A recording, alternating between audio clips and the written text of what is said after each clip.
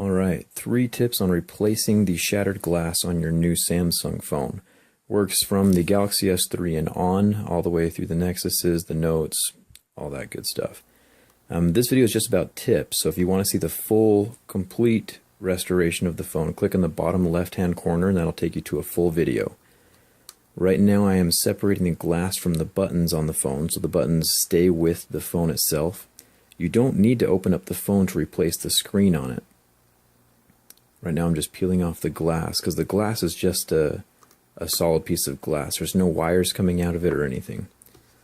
So I've gotten the buttons separated, and I've gotten the glass pieces coming out, and you'll see in a second why I called this mistake the teeter-totter effect, for lack of a better scientific term. You can see as I lift up on one corner of the glass, the other side of the glass is pressed into the digitizer underneath, and crack.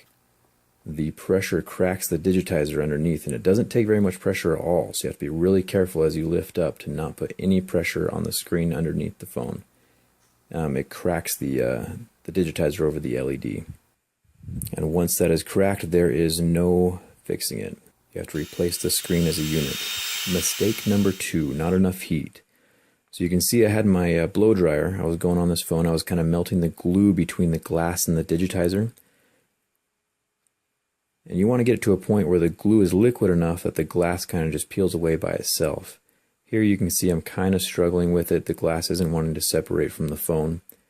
So I'm heating it up again with the blow dryer, which just never really gets hot enough. Some blow dryers might, mine did not. If all you need is the glass for your phone, you can usually find them on Amazon for less than $10. I will list them in the video description below, and you can just click on the link and it'll take you right to Amazon. This video is all about the common and very costly mistakes that people can make when swapping out your own screens and how to avoid them. This saves you a lot of money and everyone is happy, and you subscribe to my YouTube channel. But really, you should click the subscribe button below. Right here you can see that the glue is actually super stressed. You can see all the crack lines in it. It's just because it's not getting hot enough still. I'm kind of forcing it apart from the screen underneath. And it's not happy about it. So right here I'm going to come up from the other corner, and the digitizer is so stuck to the glass above it that it just starts cracking apart. And once it starts cracking, like I said before, there's no saving it. It is completely destroyed, and you just have to replace the whole screen as a unit. And I have videos for all of the Samsung phones on how to replace the screens as a unit, so just kind of search through my other videos if you end up destroying your screen. This is usually just a cheaper alternative for the people who don't want to spend a whole lot of money. The screens for these phones are they're about $10 just for the glass part. Anyway, once I realized it was broken, I just ripped off the whole screen. This kills the phone. Alright, mistake number 3, too much heat.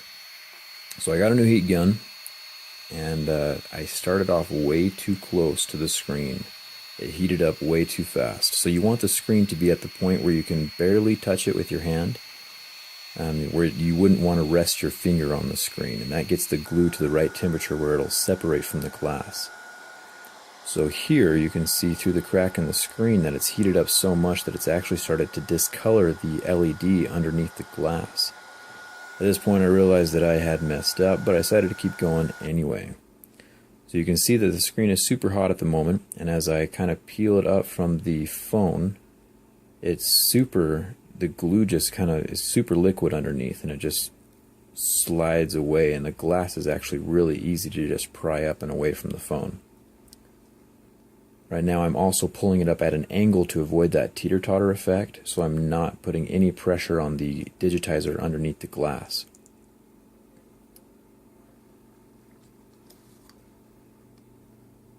Same thing with this, you can see the glue separating from the digitizer and the glass itself. You want to find a happy medium, between this and mistake number 2. You don't want to see those stress fractures in the glue, but you also don't want to, damage your LED either. It's a fairly expensive mistake. Now I have the new piece of glass on top of the phone, and I'm just running the heat over it really quick just to make sure that the double-sided sticky tape that I have underneath kind of melts again to the glass and holds it a little bit stronger than it would normally. I have that same screen attached to my test phone, and you can see the burn mark right there in the LED. There's no fixing it. If you want to see how a screen swap is done correctly, go ahead and click in the bottom left-hand corner, and that'll take you straight to the video where it's 100% is done perfect. And yeah, if you have any questions, make sure to leave them in the comments below. You can also find me on Facebook, Jerry Rig Everything. On Twitter, Zach's Jerry Rig. And don't forget to subscribe to my YouTube channel. I put up videos fairly often, and I would love to see you around. Thanks for watching.